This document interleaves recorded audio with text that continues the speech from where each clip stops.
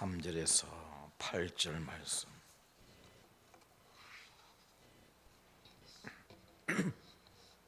3절에서 8절입니다. 둘째 인을 떼실 때에 내가 들으니 둘째 생물이 말하되 오라 하니 이에 다른 붉은 말이 나오더라. 그 탄자가 허락을 받아 땅에서 화평을 제하여 버리며 서로 죽이게 하고 또 큰 칼을 받았더라. 셋째 인을 떼실 때에 내가 들으니 셋째 생물이 말하되 오라 하기로 내가 보니 검은 말이 나오는데 그 탄자가 손에 저울을 가졌더라.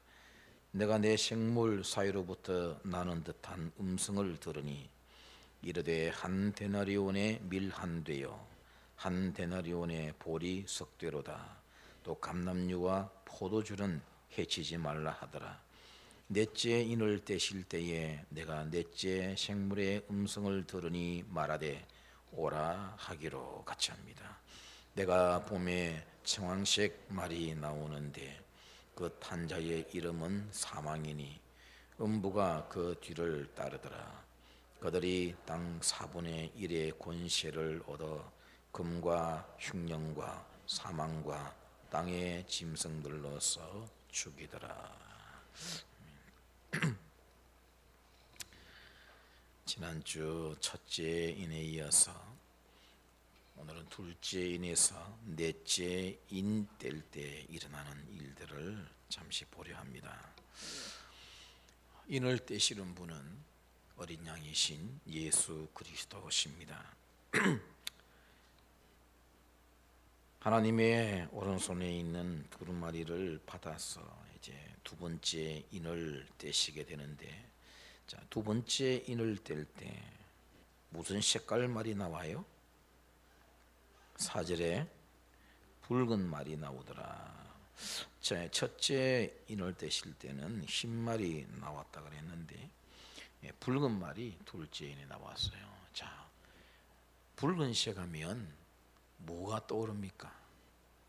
예? 불다. 성경에서 붉은색 하면 주로 뭐가 많이 등장해요? 피죠. 피. 다시 말하면 피 흘리는 일이 발생한다. 이제 그런 말씀이 되겠죠. 전쟁과 살육을 의미합니다. 4절 후반부를 보면 그게 짐작이 되죠. 그 탄자가 허락을 받아 땅에서 화평을 제하여 버리며 서로 죽이게 하고 또 큰 칼을 받았더라. 아마 요즘 봤으면 큰 총을 받았더라 그랬을지도 모르겠어요.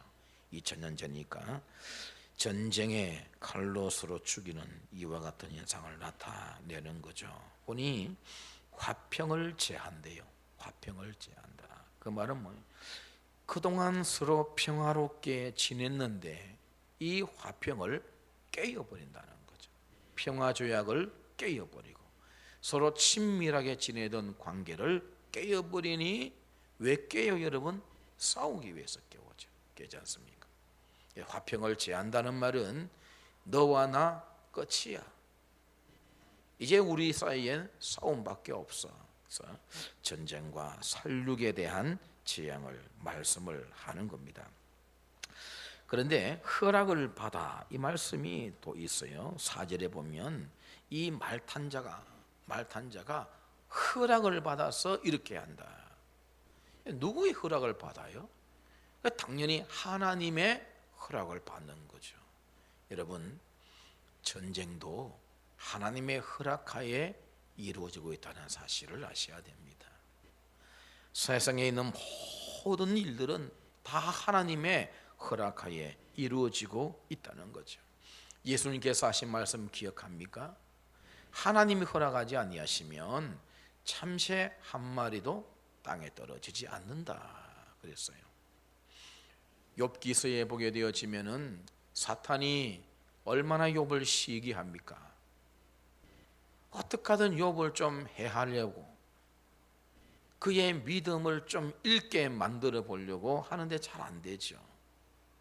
하나님께서 그 사탄에게 네가 욥을 한번 마음대로 해봐라. 뭐만 제외하고 욥의 생명만 건드리지 말고 네가 마음대로 해봐라. 하나님의 허락하에 사탄도 활동하는 것을 우리가 볼 수가 있게 된단 말이죠. 하물며 우리 삶일까요? 우리의 죽고 사는 문제, 여러분 결코 우리에게 달려있지 않아요. 하나님이 허락하지 않으시면 죽고 싶어도 못 죽어요, 여러분. 하나님이 오라 하셔야, 허락이 떨어져야 우리가 하나님 곁으로 가게 되는 거지, 이게 마음대로 안 된단 말입니다. 만물 가운데 하나님의 허락 없이 될 일들이 무엇이 있겠느냐라고 하는 겁니다. 세상에 벌어지고 있는 수많은 악들, 그 악들에 대한 하나님의 취하시는 태도가 무엇일까요? 지난번에 말씀드렸지만 허용입니다. 하나님은 지금도 세상에 일어나고 있는 수많은 악들에 대하여, 많은 악인들에 대하여 허용하고 있을 뿐이지 하나님께서 죄를 조장하시거나 만드시는 분은 결코 아니에요. 하나님은 그런 거 하시지 않습니다.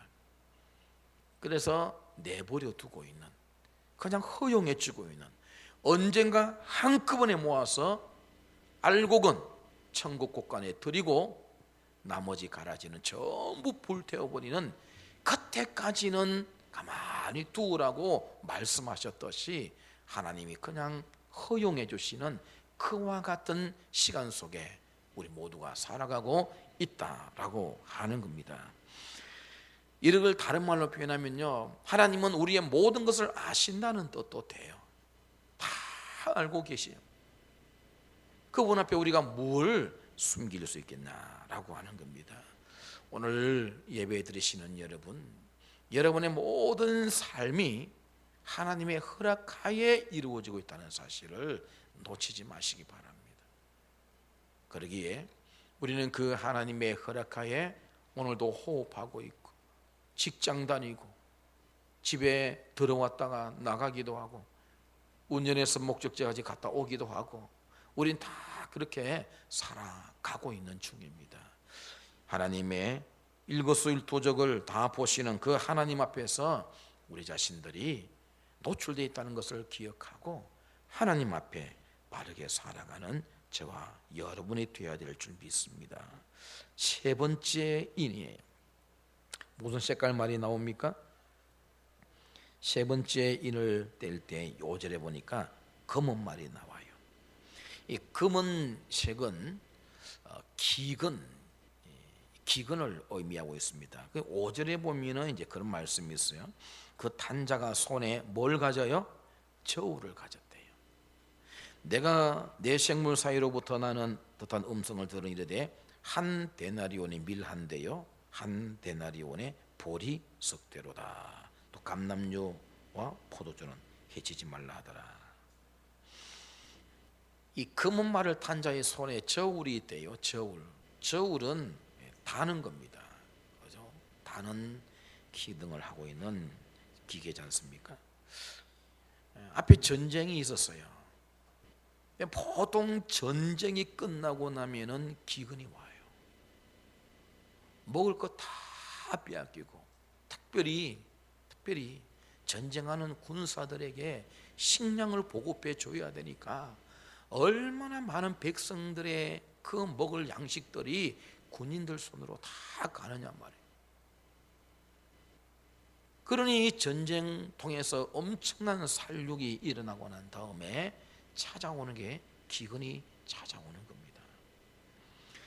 전쟁 후에 식량을 저울에 달아서 배급해야만 되는 절박한 상황을 지금 이와 같이 묘사를 하고 있거든요.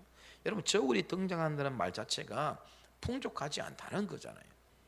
여러분, 풍족하고 풍년이 들어서 풍성하면 주고 덤으로 더 주요. 왜? 너무 많으니까. 그러나 없으면 말이죠, 이 조그만 것 가지고도 다툼이 일어날 수 있어요. 그러니 저울이 필요합니다. 자, 요만큼 딱 규정에 맞게 이만큼 가져가 할 말이 없도록 저울로 재어서 주는 이와 같은 기근의 상태를 나타내고 있다라고 하는 겁니다. 물론 포도주와 감람류는 해하지 말라 했으니 아직까지 본격적인 재앙은 아닌 것 같아요. 남아있는 것 같죠. 하나님의 긍휼, 하나님의 자비는 아직도 여전히 임하고 있음을 보게 되죠. 하나님께서 이스라엘 백성들을 애굽에서 빼내실 때에 10가지 재앙을 애굽에 내립니다. 그 10가지 재앙 순서대로 보게 되어지면요, 하나님께서 만약에 10번째 재앙, 첫 번째부터 장자를 다 죽여버렸다고 한다면은 좀 더 빨리 나왔을 수도 있을 것 같아요. 하지만 하나님은 1재앙, 2재앙, 3재앙 이렇게 해서 쭉 나타납니다. 앞에 있는 재앙이 곡식을 먹고 푸른 색깔들을 다 먹어버리면 어느 정도 남아있으면 그 다음에 메뚜기가 와서 삭살을 해버리고 가가는, 그러니까 앞에 재앙이 있었음에도 불구하고 하나님의 자비와 긍휼은 그래도 임하고 있었다. 왜? 아직까지 살아있거든요. 아직까지 애굽이 초토화되지 않았거든요. 비로소 10번째 재앙 갔어야 저들이 이스라엘 백성들을 내어준단 말이죠. 지금 여기에도 마찬가지입니다.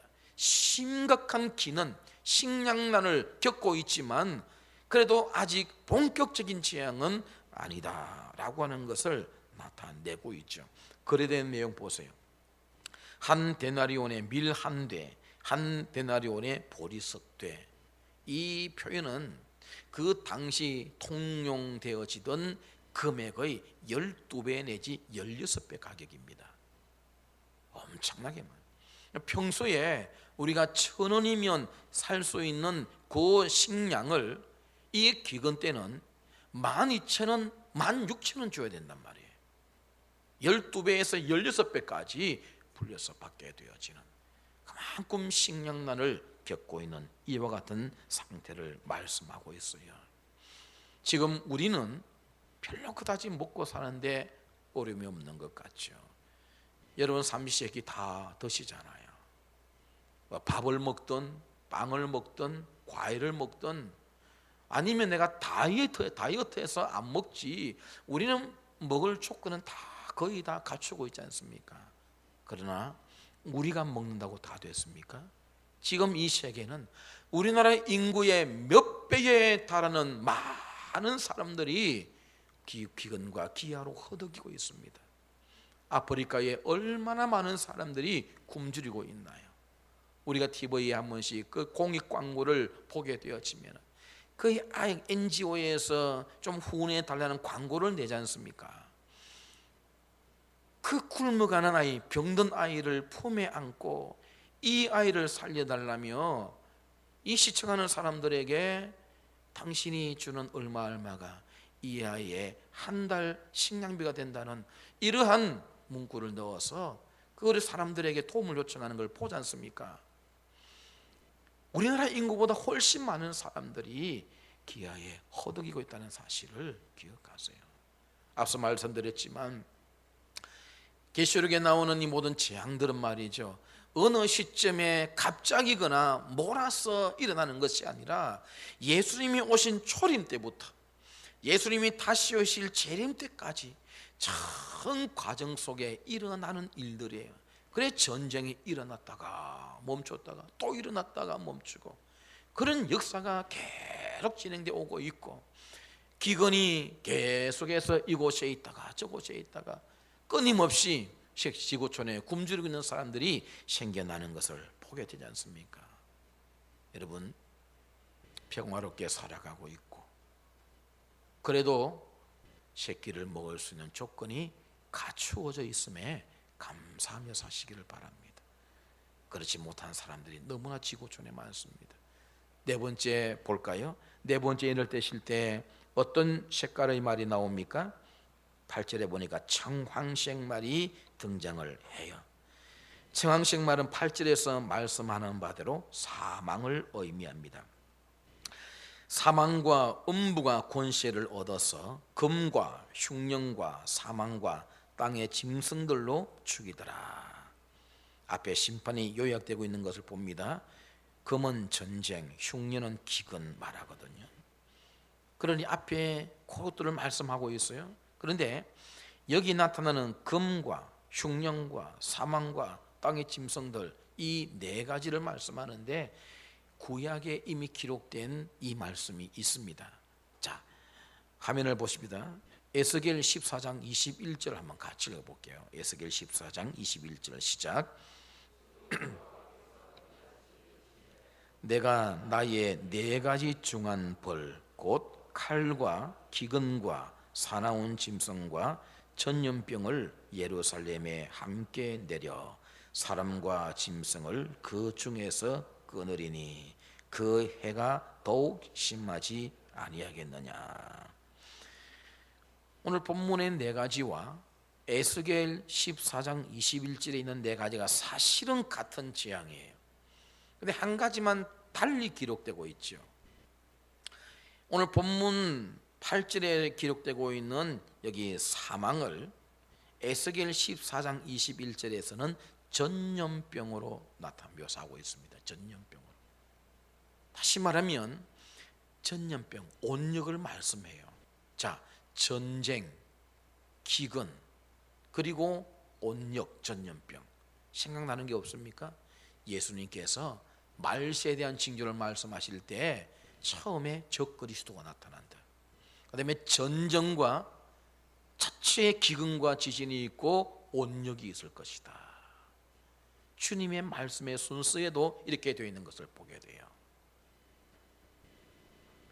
지금 우리가 전염병으로 고통당하고 있습니다. 전 세계가 이 코로나19 앞에 얼마나 무력한지 우리가 보고 있죠. 과학도 별로 힘을 쓰지 못하고 있음을 우리가 보지 않습니까? 지금 이런 재앙으로 땅의 4분의 1이 죽는다, 그런 표현을 8절에서 하고 있는 것을 봅니다. 여러분, 전쟁을 통해서 기근이 오고 보통 전염병이 창궐하게 됩니다. 왜 그럴까요? 그 전쟁하면 얼마나 많이 죽어요. 그 죽은 사람들이 길에 시체가 처리를 하지 못해서 길바닥에 얼마나 많이 늘어져 있단 말이에요. 그게 썩어가면서 얼마나 많은 세균 병균들이 거기서 창궐하겠습니까? 그러니 전염병들이 온단 말이에요. 이런 것들로 인해서 많은 사람이 죽임을 당하게 되는 재앙.